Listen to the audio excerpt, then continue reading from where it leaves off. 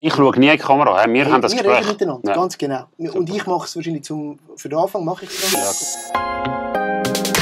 Herzlich willkommen zum GVC Podcast Talk. Ein Gespräch über Gott, die Welt und Inspirationen für einen lebendigen Glauben mitten im Alltag. Herzlich willkommen zum GVC Podcast Talk und heute zu der zweiten Episode von unserer neuen Serie zum Heiligen Geist. Und wie es schon sagt, es dreht sich in dieser Serie alles um die Persona Gottes, der Heilige Geist, wo wir die 5 Folgen vertiefen. Wir schauen sein Wesen und sein Wirken an und wir haben verschiedene Menschen eingeladen, um uns einen Einblick zu geben, wie sie eben das Wirken vom Heiligen Geist in ihrem Alltag erleben. Wir lernen uns in dieser ganzen Serie an der Predigtserie von den Sündigen an, wo wir so im Mai, Juni 2025 bei uns in der GVC Winterthur haben, wo wir uns über 4 Wochen Gedanken zum Heiligen Geist gemacht haben. Mein Name ist Dani Weber und ich darf euch durch die ganze Serie begleiten und ich freue mich heute ganz besonders, einen Freund da bei mir am Tisch zu haben, und zwar den Thomas Zink, man sagt ja auch Tömi, Genau. wo auch Pastor ist, und zwar leitender Pastor in der FG Winterthur, und wir kennen uns doch jetzt schon recht lange, ich würde sagen, das ist mehr als eine Dekade, und haben immer wieder Schnittpunkte gehabt, und ich freue mich sehr, dass du heute da bist. Bevor ich euch aber verrate, warum ich den Thomas für die heutige Episode genau eingeladen habe, wo es darum geht, wie der Heilige Geist uns verändert, möchte ich zuerst dich etwas fragen. Und zwar, wenn der Heilige Geist bei dir läuten, um 3 Stunden mit dir etwas zu unternehmen. Wohin nimmst du ihn dann mit und was besprichst du genau mit ihm? Ja, also zuerst mal danke für die Einladung, Dani, mega cool da zu sein. Ist eine gute Frage. Man könnte jetzt denken, jetzt kommt so die charismatische Antwort, gell, machst du etwas ganz Heiliges oder ganz Christliches. Genau. Für mich wäre so, 3 Stunden mit dem Heiligen Geist würde ich wahrscheinlich das machen, was ich einfach am liebsten mache, und er ist einfach dabei. Ja. Das wäre irgendwie Zeit mit meiner Familie verbringen, gehen shooten, irgendwo in einen Garten beizocken. Ja. Zeit hat zum Schwätzen wäre natürlich schon cool, wenn du 3 Stunden hast, aber für mich, also es hat natürlich auch viel damit zu tun, wer der Heilige Geist für mich ist, oder irgendwie möglichst normal, ich erlebe ihn als Teil von meinem Alltag und nicht jetzt als anders wie sonst, und darum wäre es natürlich cool, wenn er Leute an meiner Tür und ich 3 Stunden hätte, aber es wäre jetzt nicht so das Ding, wo komplett anders wäre, wie das, was ich sonst lebe. Cool. Ja, voll. Das heisst, es dürfte eigentlich jederzeit sein. Voll. Da kann man gerade sagen, du hast Familie. Genau. Vielleicht kannst du noch 2, 3 Worte zu dir verlieren. Wie viele Kinder habt ihr?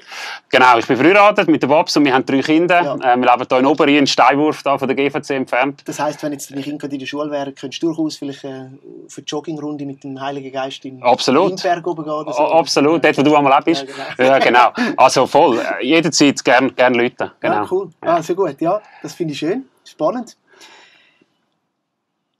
Eben, du bist Familienmensch und Pastor, aber du hast natürlich auch ein bisschen eine Lebensgeschichte, und da komme ich jetzt auf das zurück, wieso ich dich überhaupt eingeladen habe, um über den Teil von der Veränderung vom Heiligen Geist und wenn er das macht an uns, also ein Aspekt von unserem Jahresthema Sein, das wir ja so haben, wo der Gott in uns wirkt, wieso ich dich dazu eingeladen habe. Und zwar hat es unter anderem mit unserer ersten Begegnung zu tun, oder zumindest der, wo ich mich daran erinnere. Und das war auf dem Fußballplatz, und zwar auf dem Deutweg. Ich bin ja gerade neben dem Sportplatz Deutweg aufgewachsen. Und ich habe versucht zu rechnen. Ich denke, es ist etwa 18 Jahre her. Krass. Wahrscheinlich irgendwie im 06, 07 müsste es etwa gewesen sein. Ich kann es aber nicht genau sagen. Vielleicht ein Jahr später, ein Jahr früher. Eigentlich erinnere ich mich nur noch an etwas. Zwar hast du so neongelbe... Gute Technik, oder? Nein, neongelbe Stülpen. Nein, ich glaube, vom Ronaldinho. Ronaldinho ist jetzt für die Jüngeren kein Begriff mehr, aber für uns ist das so der Fußballer gewesen. Ja. Und die hast du angehabt. Erinnerst du dich auch noch an die? Ja, voll. Die habe ich gerne gehabt. So ganz geile und immer über die Knie gezogen. Ja, du hast es mega hoch angehabt. Ja, das hat man damals so gemacht. Die eine auf jeden Fall. Ja, voll. Und ich glaube, wir haben zusammen Fußball gespielt. Ja. Und zwar, wir sind eher so dazugenommen worden. Es war, glaube ich, so ein paar FG-Leute und dann sind so ein paar von uns, von der GVC, du bist Pastor in der FG Winterthur. Genau. Damals noch nicht gewesen, aber dann haben wir zusammen geshootet und ja, du bist aufgefallen. Jetzt eben, einerseits sicher durch deine überragende Technik. Das darf man schon sagen. Du bist schon ein begnadeter, begabter Fußballer gewesen, aber schon auch durch dein Temperament auf dem Platz.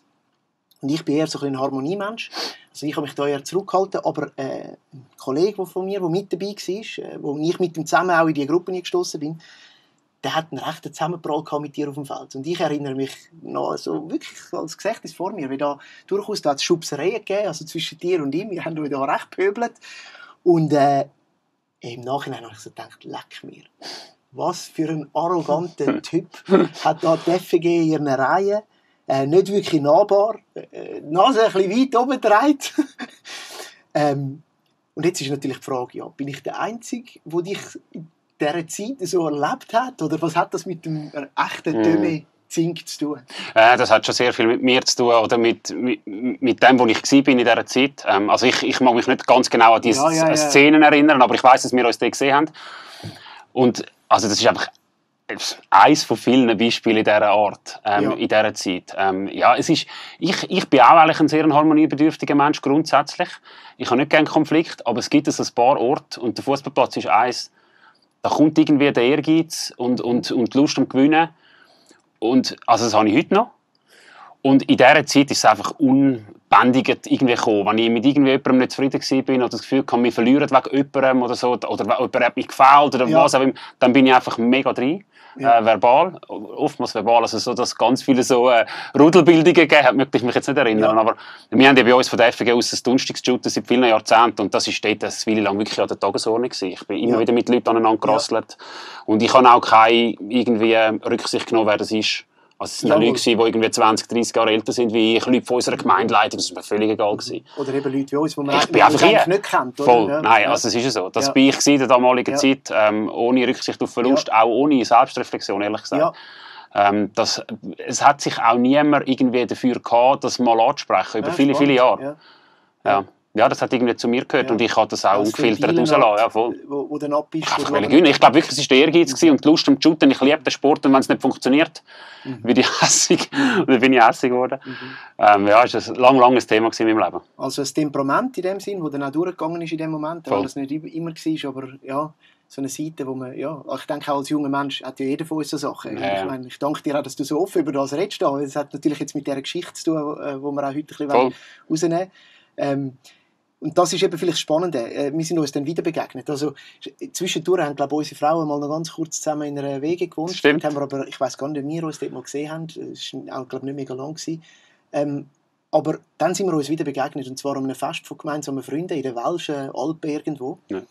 Und das war für mich speziell gewesen. Weil wir haben dann dort länger zusammen geschwätzt. Beim Laufen machst du das so. Und ich habe es dann irgendwie, glaube ich, auch geschafft, um so ein bisschen meine grundsätzliche Abneigung, die ich vielleicht noch gehegt habe dir gegenüber, von dieser Begegnung damals, das haben wir auf die Seite tun. Wir haben zusammen geschwätzt und sind einerseits sicher darauf gekommen, dass du ein theologisches Studium am machen warst damals. Ich glaube, über das haben wir geredet. Und wir haben recht lange geredet und im Nachhinein habe ich gedacht, hey, das ist für mich ein anderer Mensch, als ich damals wahrgenommen habe. Und haben wir dann so gefragt, was ist mit dir eigentlich geschehen? Voll. Ja, genau. Also, das wird dann irgendwie so um 2012 herum gewesen, Grössenordnung. Und ich habe in 2012 mein Theologiestudium angefangen. Vielleicht war das kurz vorher gewesen, oder so, wo wir uns noch getroffen haben. Und ich war vielleicht schon angemeldet gewesen, keine Ahnung mehr. Dort ist natürlich schon etwas gegangen in diesen 6, 7 Jahren dazwischen. Ich würde sagen, das Erste, was mir natürlich mega cool fand, also meine Frau ist sicher zweifelsfrei ein Thema gewesen. Sie ist einfach hier und hat mich konfrontiert mit diesen Themen. Also in eurer Beziehung. Voll, was mega wichtig ist. Also wir sind im 09 zusammengekommen. Wir sind mit 18 schon mal zusammen gewesen, weil wir sind zusammen in der Schule. Dann sind wir mit 18 zusammengekommen und dann nach wenigen Monaten wieder auseinander. Dann haben wir 5 Jahre Pause gehabt. Dann sind wir wieder zusammengekommen. Und wir sind so vertraut gewesen. Sie hat recht schnell mega deutlich gespiegelt, wie ich halt in so Situationen bin und ankomme. Und irgendwie hat mich das mit... Aber auch hart. Auch hart, ja, aber mich auch mit dem lassen. Weißt du, jetzt nicht so im Sinn von ultimativ und das musst du jetzt ablegen, sonst funktioniert das nicht und so, sondern beim zweiten Mal zusammenkommen ist wie klar gewesen, das ziehen wir durch. Ja. Aber gleich bist du dann halt in so einer Phase, wo du dann merkst, okay, jetzt musst du einander sagen, was die Themen liegen dann auf dem Tisch. Genau. Ja. Und ich habe gemerkt, also sie hat sicher viel angestoßen, aber ich habe auch selber gemerkt, hey, ich kann nicht so weitermachen, so ungefiltert irgendwie Menschen verletzen. Mir ist das sehr lange gar nicht so bewusst, was es wirklich auslöst. Ja. Ich habe dann schon auch im Rückblick gemerkt, es hat schon auch andere Situationen gegeben in der Schule und so. Ich habe einfach gemerkt, ich kann mit meinen Worten recht viel Schaden anrichten. Ja. Aber du hast sicher eine Begabung im Reden. also auch ein gutes Mundwerk. Ja, das kannst du natürlich alle richtigen. Genau. Also es ist so dann die klassische Jakobus-Story mit der Zunge, wo halt etwas Kleines etwas mega viel Negatives auslöst. Ja. Und ich habe irgendwie angefangen zu merken, hey, ich kann nicht so weiterleben und irgendwie auf Kosten von anderen. Ja, weißt, also vielleicht das nochmal ein bisschen sagen. Für mich ist schon, wenn ich jetzt so überlegt hätte, wärst jetzt, so, wenn mir jemand sagt, er studiert jetzt Theologie und schlägt einen pastoralen Weg ein, wärst jetzt du, glaubst so wie ich dich eben kennt, und nicht gerade die Person gewesen, die mir in den Sinn gekommen wäre. Darum hat es mich wahrscheinlich auch so positiv überrascht. Und das ist sicher dann so der Wechsel gewesen. Und das hat mich mega fasziniert. Also ich glaube, auch Gott hat irgendwie dann wirklich seinen Weg mit mir gemacht. Ja. Also weißt, ohne dass ich jetzt... Es gibt nicht den einen Punkt. Das ist schon, ich bin unglücklich im Job, wir sind frisch verheiratet gewesen, und ich habe gemerkt, ich will meinem Leben wie eine andere Wendung geben. Ja. Und ich weiss nicht, wenn ich am Morgen gebetet habe und Jesus gesagt hat, hey, heute musst du mir eine Antwort geben, und ich bin gar nicht so einer auf den, so jetzt mit Ultimatum und jetzt kommt das Zeichen und so, das ist sonst nicht so wahnsinnig verbreitet in meinem Leben. Aber dort habe ich wie gesagt, hey, jetzt will ich langsam eine Antwort haben, ich bin echt unzufrieden, wie es läuft. Und am Schluss von dem Gebet bin ich Post leeren und dann hat es einen IGW-Flyer drin gehabt. Ja. Nur das. Ich studiere Gott. Damals hat es geheißen Institut für Gemeindebau und Weltmission. Jetzt heisst es irgendwie gemeindeorientierte Weiterbildung. Sowas. Und ich bin an Kumpi und habe mich angemeldet auf der Stelle. Dann habe ich unseren damaligen Pastor angerufen und gesagt, jetzt haben wir für das Theologiestudium angemeldet, ich brauche einen Job in der Kirche. Und seine Reaktion war natürlich Weltklasse gewesen, oder? Ich bin dort Enfant terrible von der Kirche. Also den Ruf hast du dort den habe ich gehabt, natürlich. Ja. Und er hat gesagt, ja, kommst mal zu mir, wir reden mal drüber. Und dann ist er und der Präsident im Büro geguckt. Und sie haben mich schon auf den Zahn gefühlt und so und gesagt, ja, also sie kennen mich jetzt ja. Und ich sage, der einmal da vor der versammelten Gemeinde in sie ins Enkel gestellt hat und so. Es gibt gleich noch ein paar andere Settings als der Fußballplatz. Aber sie wären bereit, mir eine Chance zu geben, was natürlich riesig ist, also im Rückblick. Oder? Stark, Und von Anfang an, du bist Teil der Gemeindeleitung, du kannst jetzt da ins Praktikum kommen, machst ein Studium, und das war der Anfang von meinem Weg in der FG. Und irgendwie für mich schon, jetzt bin ich 13 Jahre dort angestellt, oder? Das ist ein langer Weg, aber wenn ich so zurückdenke, hat es schon angefangen mit der Bereitschaft, an mir zu arbeiten, mit der Bereitschaft, dem Heiligen Geist, und so können wir ein Thema näher Raum zu geben. Selber zu merken und auch gespiegelt bekommen, hey, so wie ich jetzt lebe, gar nicht so, das gefällt Gott nicht oder so. In diesem Modus bin ich nie gewesen, sondern ich schade irgendwie den Leuten um mich herum. Ich bleibe auch irgendwie mir selber irgendwie etwas schuldig. Das kann es wie nicht sein. So. Irgendwie habe ich auch so einen inneren, keine Ahnung, ich kann auch mich entwickeln. Das habe ich irgendwie glücklicherweise beibehalten. Also das ist irgendwie immer noch in mir drin. Und dann irgendwie versucht, okay, wenn ich mich von Gott verändern lasse, dann muss er irgendwo Raum haben und Platz haben. Also das können wir jetzt gerade noch ein bisschen vertiefen, das nimmt mich sehr wunder. Aber was man auch sagen kann, ist, Menschen haben da drin auch eine Rolle gespielt in dieser Veränderung. Ja, also konkret deine Frau hast du erwähnt, und das nehme ich irgendwie auch gerade mit. So, Leute, die dann auch eben, kann man jetzt auch sagen, wahrscheinlich auch Gott sie braucht, um eben etwas verbalisieren, wo vielleicht manchmal die Stimme nicht einfach vom Himmel kommt, sondern in dem Miteinander jemand, der einem auch ehrlich sagt und Gedanken gibt. Oder dann von einer anderen Art und Weise, die mutigen Verantwortlichen in der Kirche damals, die gesagt haben, wir geben den Raum, wir gehen auf den Impuls, den du da jetzt da hast, der irgendwo ja wohl auch von Gott gekommen ist, aber vielleicht dort hat man dem auch nicht ganz trauen als Gemeindeverantwortliche, zu sagen, wir geben dem eine Chance, wir begleiten das irgendwie. Also das ist wie ein Teil, und dann ist wohl das Wirken vom Heiligen Geist. Oder wie würdest du das aufteilen? Also es ist natürlich schwer, das irgendwie prozentual zu verteilen, aber es ist sicher beides. Also, ich habe schon auch gemerkt, wenn ich so ein bisschen ehrlich war mit mir selber, dass oftmals das konfrontativ sein, das laut sein, das frech sein, das hat ja überall funktioniert. Mit dem habe ich mir die Leute ein bisschen vom Leib gehalten, ich habe meine Sicherheit gehabt, ich habe mich auch ein Stück weit unangreifbar gefühlt, oder? Und nicht, weil ich krass sein, sondern weil ich nicht verletzt werden. Das ist so meine Strategie und die hat recht gut funktioniert. Und dann hat es schon Leute gebraucht, die dort so ein bisschen reindrängen, oder? Sagen, hey, ich komme dir näher und ich will dir nichts Böses. Und das hat irgendwie das Vertrauen wie gefördert. Können sagen, okay, dann muss ich vielleicht auch nicht ganz so unsympathisch sein, sage ich jetzt mal. Also weißt, es ist ja ein Schutz. So ein Gespräch, wenn ich mit dir dort geführt, das war für mich ein riesen Schritt gewesen. Also zu merken, okay, ich kann auch anders sein und bin trotzdem wahrgenommen und gesehen. Und, also Menschen haben eine mega Rolle gespielt, und ich glaube auch, dass Gott so die Menschen schon gebraucht hat. Und das andere, eben, du kannst es wie nicht prozentual irgendwie aufteilen, aber natürlich hat er auch sein Werk irgendwie tun. Es ist ja manchmal noch schwer, das irgendwie dann so genau zu benennen. Also, wenn ich will, dass er in meinem Leben wirkt, dann muss er Raum haben. Und wie du das für dich definierst, ist dann vielleicht ein bisschen verschieden. Ich habe gemerkt, ich muss dann dem auch Zeit geben. Ja. Also Raum ist für mich jetzt auch gewesen, ja, ich will mich irgendwie mit ihm auseinandersetzen. Ja. Ich will mehr lernen von ihm. Darum bin ich auch studieren. Ich will dem tatsächlich mehr Platz geben. Ja. Und also auch Fokus voll. Art und eben, ja, Auseinandersetzung finde ich schön. Oder das an dich anlassen überhaupt irgendwie jetzt. Voll. Und du wirst ja, also das hat unser NT-Dozent mal gesagt, du wirst zu dem, was du konsumierst, oder? Also wenn du halt viel dich mit diesen Sachen anfängst auseinandersetzen, dann steigt natürlich die Chance, dass es irgendwo abfärbt. Ja. Ich meine, das ist ja bei zwischenmenschlichen Beziehungen auch so.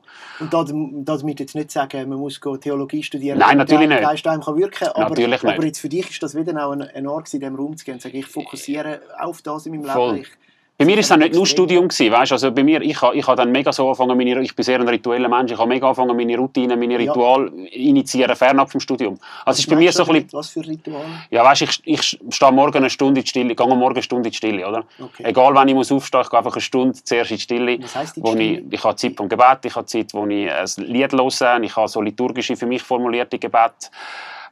Ich lese die Losungen, ich lese einen Bibeltext jeden Morgen, aber sehr klassisches. Ja, aber eigentlich ist es, also weißt, ich finde, das Wort Stille ist halt auch so ein Frame-Begriff. Ja, das ist ein Container. Eigentlich ist genau. Es auch falsch, weil es ist, also natürlich, du wirst ruhiger, aber du setzt dich eigentlich in dem Fall konkret göttliche Gedanken aus, in Form von Liedtext, in Form von liest Bibel, oder? Ja, ich lese Bibel. Ja. Also irgendwie so still ist es in dieser Art nicht, weil also du nimmst eigentlich Input auf, aber du setzt dich Gott aus. Genau. Genau. Cool. Also in meiner Agenda steht Morgenliturgie und ich habe noch dieser gebastelt über ein Jahr. Ja. Was klingt nicht. Ich habe einen Moment von Meditation, wo ich einfach wirklich still bin. Einfach so verschiedene Elemente. Genau. Und das ist alles Sachen, das mache ich ja nicht irgendwie in meiner Arbeitszeit oder jetzt als Pastor. Oder das ist auch quasi nicht gekoppelt jetzt als Studium. Oder es ist bei mir so ein bisschen zusammengekommen. Die Entscheidung, hey, ich will das studieren, aber auch die Entscheidung, ich will dem mal sonst in meinem Leben umgehen. Ja. Und da kommt etwas Schönes aus. Also wir haben andere Menschen, dann eben das Wirken vom Heiligen Geist und jetzt irgendwo spielt man eben jetzt selber auch mit rein. Also dass du das jetzt machst. Ja. Das musst ja du machen. Ja. Das passiert leider nicht so, dass du irgendwie einfach aus dem Bett rausgetragen wirst. Aber dort fängt es bei mir manchmal ja schon an. Ich brauche dann meinen Kaffee. Und, also es ist ein Zusammenspiel auch von dem selber, das dann aktiv suchen. Ja. Und dann gibt es Raum und dann wirkt der Geist rein. Und dann würdest du sagen, hast du auch erfahren, also das trägt dich jetzt auch, das zieht dich auch in diese Zeit rein. Also du kannst auch nicht ohne das. Ja. Also, was ja falsch ist, wir haben es ja nie mit Mathematik zu tun, Glauben. Ja. Also ich würde jetzt nie sagen, ja, will ich das jetzt machen, oder habe ich jetzt da die Veränderung und so, und wenn man das auch macht, dann passiert, es ist ja nie so. Ja. Also Ursache-Wirkung, und es ist immer ein bisschen schwierig. Genau. Aber du erhöhst natürlich die Chance, dass er dich irgendwie ansprechen kann, wenn du Ort hast oder Moment hast im Tag, wo du ansprechbar bist. Und oftmals bist du ja mit so vielen Themen geflutet, wo ich auch, selbstkritisch muss sagen, ja, ich bin gar nicht wirklich, ich kann gar nicht gestört werden. Ich bin nicht offen für irgendeinen Impuls. Und dann halt so Momente schaffen, wo ich das wie habe. Ich gehe zum Beispiel einmal in der Woche in die Stadtkirche beten. Ich bin gerade heute gewesen. Ja. Das ist für mich ein Ort, wo es ruhig ist, es ist auch so typisch so die Hektik von der Innenstadt, wo mega laut ist. Und wenn du die gehst, ist wie die Gegenwart Gottes so krass spürbar für mich. Und das ist einfach ein Ort, wo ich bin, 20 Minuten, eine halbe Stunde, bete, einfach bin mit Jesus. Ich kann ihn sogar anschauen, das Bild von ihm. Bilder, ja, genau, ja. Das ist jetzt von meinem Typ her, mir hilft das mega. Aber so einen Moment zu haben, wo irgendwie ansprechbar bist, ich finde, das ist... Weißt du, jetzt konkret ist ja das aber schon eine Herausforderung für viele Menschen. Weil, also mir geht das manchmal auch so. Weißt du, wie kommst du überhaupt dorthin? Weil das ist dann schon, wow, wenn du das kannst, das ist auch ein bisschen Selbstdisziplin drin, was dann eine Frucht vom Geist wäre. Wir werden genau noch über das bei der Textstelle dann auch noch reden. Was hat jetzt dir geholfen, an den Punkt zu kommen, wo du kannst sagen, eben, du kannst jetzt das jede Woche dort hingehen? Also ist das einfach knallhart Agenda-Eintrag machen und ich kann das halten? Also ein bisschen also auf Gefahr hin, dass es jetzt so ein bisschen hart tönt, weil ich bin gar nicht hart und ich bin auch nicht gesetzlich. Nein, so ich bin auch wirklich nicht gesetzlich. Aber bei diesen Themen, glaube ich, geht es einfach darum, es durchzuziehen. Also es ist sehr oft eine Frage von willst du es oder willst du es nicht? Eigentlich eine Frage von Prioritäten. Weil ich habe das schon oft gehört von Leuten, die gesagt haben, ja gut, für dich ist es einfach, den Glauben zu leben und irgendwie zu wachsen geistlich, weil du schaffst das. Dann sage ich, hey, all das... Das ruft ja alles andere Leute, also da bin ich ja Pastorenkollege. Ja, genau, also das ist nicht das Thema. Also ich würde sogar anders sagen, ich würde sagen, mein ganzer Dienst fußt quasi auf dem, was ich daneben mache, oder? Also die Grundlage ist ja meine Gottesbeziehung, die ich außerhalb von meinem Job, sage ich jetzt mal, pflege. Und alles, was ich in meiner Arbeit als Pastor irgendwie darauf zurückgreife, fußt auf dem, nicht umgekehrt. Nicht, weil ich diesen Job habe, kann ich jetzt quasi gratis stille Zeit machen oder so. Nein, voll. Also darum glaube ich, es ist eine Frage von der Prioritäten. Also es ist nicht so, dass ich Zeit quasi gewinne, weil ich in der Kirche arbeite. Sondern ich muss mich so genauso nehmen, oder? Und dann sicher auch einen gnädigen Umgang, wenn es mal nicht geht. Ja, voll. Also ich bin mega entspannt. Ich bin mega entspannt. Also und gleichzeitig, also ich erlebe das schon auch genau so. Und ich denke, da gibt es auch verschiedene Lebensphasen, wo es einem einfacher fällt, um sich die Zeit rauszunehmen. Oder eben Lebensphasen, wo man das mehr muss auch wirklich kultivieren. Und weißt, bei Gewohnheiten ist es so. Das musst du wirklich über eine längere Zeit machen, bis es auch ein Automatismus wird. Oder eben vielleicht dann auch, dass auch, Gott auch dann einem zieht und das so auch ein Bedürfnis also ich würde sagen, auch antrainiert ist, wo dann auch da ist und bleibt. Ja. Voll. Man muss es auch nicht so machen wie ich. Ja, nein, also ich meine, es gibt so viele Formen und es gibt so, und auch nicht, ich will es auch wirklich nicht so klassisch, weißt du, so, jetzt musst du die Bibel lesen und beten und so und eben am besten dann am Morgen früh da im Ohrensessel und so, wie man sich denn das so vorgestellt hat, oder? Dass man das ist bei uns auch immer gesagt worden, als ich in der Jugend war. Das macht dir irgendwann auch zu, probier es mal aus, nachher verstehst du die Bibel nicht und dann hörst du wieder auf und so. Find deinen Weg, find deine Form. 9 Wege Gott zu lieben, ein Buch, das mich geflasht hat im Studium, oder? Wo plötzlich so, wow, okay, durchs Dienen, im Lobpreis, in Beziehungen. Wer hat das geschrieben? Weiß ich nicht mehr. Okay. 9 Wege Gott zu lieben. Genau. Echt ein gutes Buch, wo einfach 9, und es gibt bestimmt mehr, Weg vorstellt. Wir sind damals herausgefordert worden, um alle auszuprobieren. Ja. Und ich bin dort wirklich nochmal auf eine Richtung gestoßen, die ich bis dort nicht hatte in meiner Spiritualität. So, find deinen Weg, oder? Ja. Und das ist so das, was dir irgendwie auch hilft, oder deinen Teil zu tun, um dann für Gott Raum zu schaffen und ihn an dich herankommen lassen, eine Art auch, oder? Ja. Wenn wir jetzt noch eben mal konkret auf den Text eingehen, oder Paulus im Galaterbrief redet über die Frucht vom Geist, Galater 5, ab Vers 22, wo er dann sagt, die Frucht, aber wo der Geist Gottes hervorbringt, er macht einen Kontrast zu der Frucht vom Fleisch, meines Wissens, genau. Wo aus dem Mensch rauskommt, und die, die von Gott rauskommt, eben vom Geist von Gott, ist Liebe, Freude, Friede, Geduld, Freundlichkeit, Güte, Treue, Rücksichtsnahme und Selbstbeherrschung. Ich meine, das ist ja, also wenn man das so hört, das ist ja eben wunderbar. Das ist das, was jeder Mensch sich wünscht. Wo man, ich glaube, auch niemand hat das jetzt einfach in der Vollkommenheit, aber der Geist Gottes kann dann das bewirken. Jetzt, was ich schon spüre, ist irgendwie, du hast Rahmen, wo dann vielleicht so etwas kommt. Kannst du mal ein bisschen sagen, wie merkst du konkret, wenn jetzt Gott vielleicht auch einen von diesen Aspekten in deinem Leben mal so rauspointet und weißt du, sagt, hey, das, an dem müssen wir noch arbeiten, oder? Ja, arbeiten, oder da möchte ich dir Wachstum schenken, oder weißt, reflektierst du auch über so Sachen dann, wo könnte das hingehen? Konkret, das sind ja Früchte von der Veränderung, also wenn du das hast, bist du irgendwo verändert worden. Wie erlebst du denn das durch die vielleicht Zeiten, die jetzt du hast, konkret, du machst es mit Zeiten mit Gott, so der Impuls, der kommt von Gott dann, ist das hörbar wie im Herz, durch das Gedanken und dann die Umsetzung?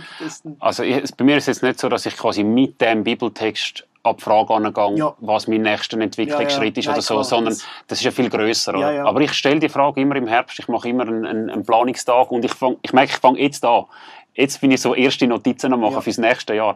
Es ist auch wieder so, wie ich funktioniere. Und ich das Gefühl habe, wenn Gott irgendwo etwas anspricht oder sich etwas wiederholt, oder mir manchmal auch mehrere Leute ein ähnliches Feedback geben, oder ich selber merke, ich stolper immer wieder über ähnliche Sachen, dann mache ich mir einfach mal so ein paar Notizen. Jetzt hat es gerade angefangen. Vor 2-3 Wochen habe ich die ersten Sachen für 26 aufgeschrieben. Und dann trage ich das wie ein halbes Jahr mit mir rum. Und im Herbst habe ich einen Tag, wo ich nochmal mit Gott, und du kommst ja nie die einfache Antwort über. Am Schluss entscheidest du einfach. Aber bist ja auch du das, genau. Das ist auch ein Zusammenspiel. Du sagst, hey, was ist fürs nächste Jahr? Und oftmals nehme ich ein Wort, wo dann so mein Wort ist vom neuen Jahr, wo ich mir schon überlege, was will ich jetzt auch unternehmen, dass mehr von dem sichtbar wird, oder? Jetzt da beim Frucht vom Geist, ich meine, das sind eigentlich alles Ausdrucksformen von der Liebe. Ja, das ist wieder der Mantelbegriff. Es hat schon einen Grund, dass das am Anfang steht. Und genau. Natürlich kannst du irgendwie immer sagen, das Ziel ist irgendwie immer liebevoller zu werden. Ja. Also es interessiert mich nicht so, wie viele Bibelverse jemand auswendig kann. Die Frage ist, wird jemand liebevoller? Wird mehr von dieser Liebe von Gott sichtbar in diesem Leben? Und die kann dann mega viel und das kann dann ganz viele so Formen haben, und das, was da genannt wird, sind ein paar davon, und es gibt auch noch mehr. Jawohl. Und dann ist halt meine Entscheidung, dem nochmal, oder, dem wirklich Platz zu geben. Ich habe mal so ein Bild irgendwie aufgeschnappt. der Heilige Geist wird ja manchmal auch so Gott in uns oder Gott in dir genannt, was ja so ein bisschen eine abstrakte Vorstellung ist. Und es ist das haben wir auch gesagt in unserer Serie. Er ist der Gott, die Seite von Gott, die in dir wirklich in dir ist, genau. Und ich habe mal so eine Zeichnung gesehen, so ein Mensch halt, und drinnen ein zweiter Mensch, ein kleiner Mensch, so quasi Gott in dir. Und je mehr dass du das quasi fütterst, desto mehr wächst der Mensch, der Kleine in dir. Und so die schlechten Angewohnheiten, das, was du nicht willst, das kommt wie weniger Platz, und es drängt wie aus dir raus. Und ich habe das so ein passendes Bild gefunden. Wie so, ja, der musst du echt füttern, der kleine Mensch in dir. Ja. Und wenn er zunimmt, muss irgendetwas anderes weichen. Muss wie aus dir raus, so quasi. Und ich finde, das ist ein cooles Bild. Also irgendwie versuchen dann halt dem kleinen Gott in dir irgendwie Futter zu geben. Und ja, für mich ist das halt wirklich Raum geben, dafür beten, sich dem aussetzen. Ja. Wenn jetzt, es ist immer schwierig, das so zu vereinfachen, aber jetzt konkret, Menschen würden sagen, hey, fang mal so an, wenn die sagen, hey, ich will eben genau dem Menschen mehr, ich will den mehr füttern. Was wäre so, weißt du, erster Schritt, zum sagen, versuch es doch mal so. Eben, immer mit dem Ding auch, das muss dann jeder Mensch für sich herausfinden. Ja, genau. Aber liegt es so ein bisschen in dem Raum schaffen für Gott, auf die Art, wie du also, dich ihm aussetzt. Eben, was heisst denn der Raum schaffen? Der ist eben manchmal sehr leer und sehr still und sehr... Voll. Also ich meine, immer Hilfe holen, würde ich sowieso empfehlen. Ich glaube, also begleiten. Ich glaube, zu viele Christen wursteln zu lange alleine, finden eben die Bibel langweilig, finden irgendwie den Glauben langweilig, finden es nicht relevant. Oftmals ist es auch schambehaftet, das dann nicht sagen, aber ich finde, Hilfe holen ist immer super. Also es ist ja nicht gerade jedes Mal Seelsorge, oder? Nein, wir haben bei uns in der Kirche viele so Mentoring, oder? Oder unter Freunden sein. Genau, oder unter Freunden, oder eben innerhalb von der Partnerschaft, oder? Ja. Weil es gibt ja schon Offensichtliches. Also, weißt du, wenn du jetzt wirklich an den Punkt kommst, wo du sagst, ich will mich verändern lassen, aber ich weiss nicht wie. Wenn du die Bereitschaft aufbringst, dich auf den Weg zu machen, dann das findest du schon raus. Ich meine, wenn wir ganz ehrlich sind und uns Zeit nehmen, um uns selber reflektieren oder um vielleicht uns mal mit gewissen Büchern beschäftigen, wo es um Selbstführung oder so Themen geht, dann kommst du ja schon bei dem vorbei, wo du weißt, wie sich das Verhalten auf dem Fußballplatz irgendwann ja wie auch aufgedrängt hat und für mich so klar war, hey, okay, jetzt, ich habe da Feedbacks und irgendwie. Und dort habe ich dann auch konkret müssen. Ich weiss, ich habe einen Kollegen, der immer dabei war, gesagt, du musst jedes Mal, wenn wir zusammen gehen shooten, will ich, dass du für mich bettest. Ja, so dann, wenn wir auf dem Platz stehen. Ja. Und wir haben später zusammen angefangen, Firmenliga zu spielen, haben wir auch ein paar Mal gegeneinander geshootet. Und er hat dort auf dem Feld für mich laut gebettet, Match für Match, über Jahre. Ja. Weil ich muss es irgendwie angehen, oder? Ja. Aber es gibt wie nicht so ein Pauschalrezept, weißt? Aber wenn du die Bereitschaft aufbringst, an dir zu arbeiten und den Weg zu gehen, weißt, hey, okay, ich beschäftige mich mit mir selber, eben, ich lese vielleicht mal ein Buch über irgendeine Identität, oder? Dann findet man es schon raus. Und andere Leute fragen, die wissen es immer besser, oder? Und für mich ist das auch noch so, ich habe auch so ein bisschen darüber reflektiert, wie erlebe ich denn die Frucht vom Geist, wenn die wächst. Ich erlebe es oft so, dass in mir eine Sehnsucht entsteht nach Veränderung. Also grundsätzlich bin ich jetzt nicht der einfach immer eine neue Challenge sucht. Mein Leben hat genug Herausforderungen und eben, dort drin gehst du ja auch gerne einfach deinen Weg. Aber es gibt so Momente, und das ist schon auch dann, wenn ich mich irgendwie mit Inspiration vom Glauben umgebe. Bei mir kann das manchmal sein, eben durch ein Buch, durch einen Podcast, den ich höre, wo so mir in etwas aufkommt und ich dachte, wow, was die erzählen. Yeah. Hey, so eine Sehnsucht wechseln. So eine Sehnsucht, wo ich merke, das ist irgendwie noch nicht ganz so da bei mir. Ich möchte eigentlich mehr von dem. Und mich dunkt schon dort fängt eigentlich das Wirken von dieser Frucht vom Geist an. Es ist vielleicht wie eine Knospe, die aufgeht und wo mich dann auch motiviert, zu sagen, jetzt mache ich eben diesen Schritt. Dass oft bei mir ist es dann auch so, dass ich sage, jetzt bringe ich das ins Gespräch mit jemandem, wo ich weiss, die Person, der vertraue ich, die nimmt mich nicht hops für das, aber dann sage ich vielleicht, ich habe gemerkt, an dem will ich jetzt nochmal arbeiten. Und automatisch ist das auch, du darfst mich auch darauf hinweisen oder so. Und das finde ich mega schön, dass du sagst, man braucht dann wie auch Menschen, vielleicht, die einem helfen. Ja, mega. Nein, das ist mega wichtig. von Gott für einen werden in so einem Moment. Voll. Das gefällt mir mega. Voll. Also, was mir auch noch wichtig ist, ich will jetzt da auch nicht dann so als der verstanden werden, wo das immer funktioniert und so, weißt. Also es gibt bei mir auch Themen, wo ich mit meiner ganzen Ernsthaftigkeit, mit meiner ganzen Disziplin, wo ich glaube, die ist mir auch geschenkt, ein Stück weit, ich bin sicher überdurchschnittlich diszipliniert, wo mir trotzdem nicht gelingt. Also weißt, ich habe trotzdem Themen, wo ich wo ich immer schon denke, ich muss dort einen Schritt machen, aber es gelingt mir wie nicht. Also mehr, dass das einfach auch noch gesagt ist. Ja, nein, voll. Aber ich merke, ich will halt die Chance erhöhen, dass es passieren kann. Hey, und das würde ich vielleicht auch sagen. Also ich will, bevor wir dann noch auf zwei andere Sachen noch eingehen, weil wenn ich dich schon da habe und die gerne noch für dich abholen würde, möchte ich dir ganz viel mal Danke sagen für die Ehrlichkeit, die du über das redest, auch dich verletzlich zeigst, auch mit deinen Seiten, die auch herausfordernd waren, die teils auch immer noch sind, man ist ja dann auch nicht einfach dann plötzlich im Himmel. Und das würde ich auch sagen, du hast jetzt sehr viel natürlich so praktische Sachen gesagt, die dann tönen, oh wow, ist klar, der Herr Pastor, oder? Aber so erlebe ich dich auch überhaupt nicht, sondern also ich habe jetzt zum Beispiel nicht mal gewusst, dass du so eine fixe Morgenzeit hast für dich. Ich habe das Gefühl, du bist nicht ein Mensch, der das dann an die grosse Glocke hängt, sondern eben du es kultivierst, du so ein bisschen auch wie unter dem Boden vielleicht, wo dann etwas daraus wachsen kann. Und das finde ich enorm inspirierend. Ich danke dir für das Anteil geben und für die Gedanken. Du hast mir noch gesagt, dass dich ein Buch über den Heiligen Geist enorm inspiriert hat. Yeah. Und ich finde einfach immer so Tipps weiterzugeben auch noch gut, so Buchtipps, und zwar vom Heinrich Christian Rust, Herr, bist du es, heisst ja, genau. Kannst du eine kurze Werbesequenz machen für Leute, die jetzt vielleicht einfach auch ganz in der Breite den Heiligen Geist nochmal erleben oder auch sich eben auseinandersetzen mit dem? Du hast mir das so ganz bewusst gesagt. Was würdest du den Leuten sagen? Wieso sollte man das lesen oder was hilft? Also dort geht es explizit um Gabe von der Geistesunterscheidung, oder? Ja. Also um die quasi, da gibt es eine Auflistung von Geistesgaben und dort wird das genannt. Ja. Ist eines von mehreren Büchern zum Heiligen Geist vom Rust, wo ich gut finde. Es ist wirklich, hat da einiges dazu geschrieben, auch sehr systematisch. Ja. Und das ist jetzt quasi die Frage von der Geistesunterscheidung oder die Gabe. Und ich begegne dem manchmal, oder, dass in den Kirchen oder auch außerhalb, dass es so Sätze kommen wie «Gott hat mir gesagt» oder «Gott sagt» oder «Gott will».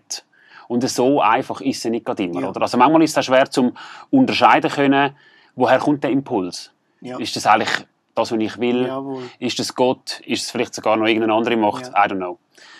Und in diesem Buch «Herr, bist du es» hat er wie so verschiedene Checkpoints, wo man wie durchgehen kann. Also es hat viel auch einfach allgemein beschreibend und so.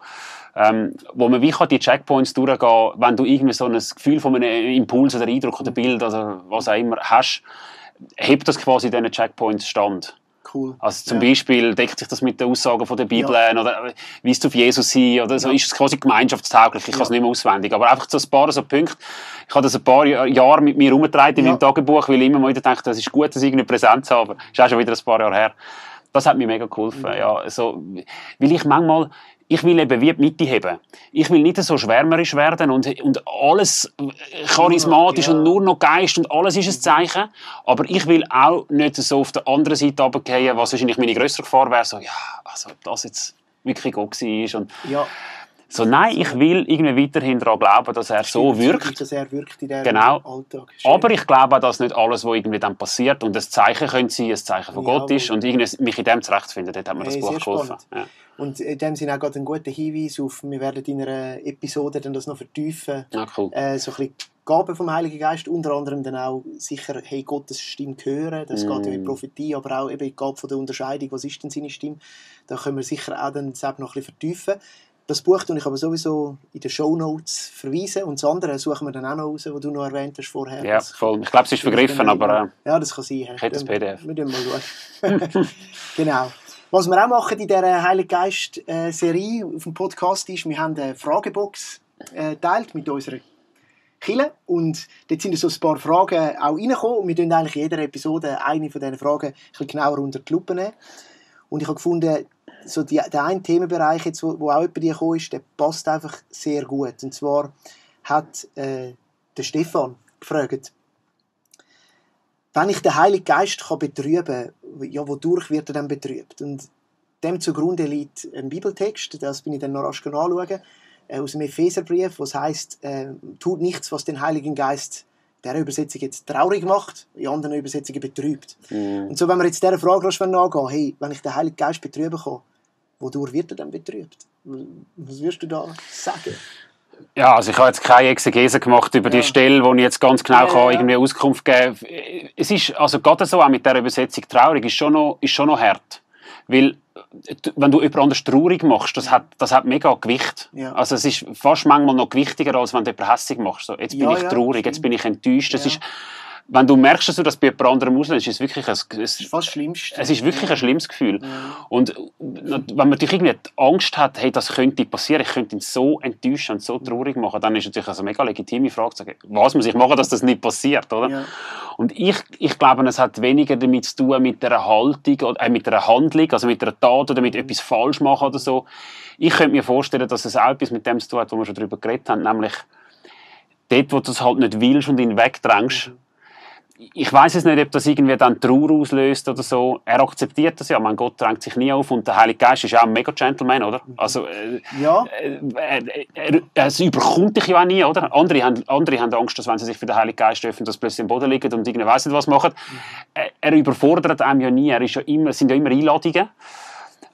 Also ich glaube nicht, dass es irgendwie so, ja, ich könnte mir vorstellen, dass es etwas ist von sich abgelehnt fühlen. Aber also wie gesagt, keine Also ich Exegese. würde auch sagen, vielleicht auch um das noch zu unterstreichen, wir haben eigentlich viel über das geredet, was man machen kann, um dem Heiligen Geist den Raum zu schaffen. Ja.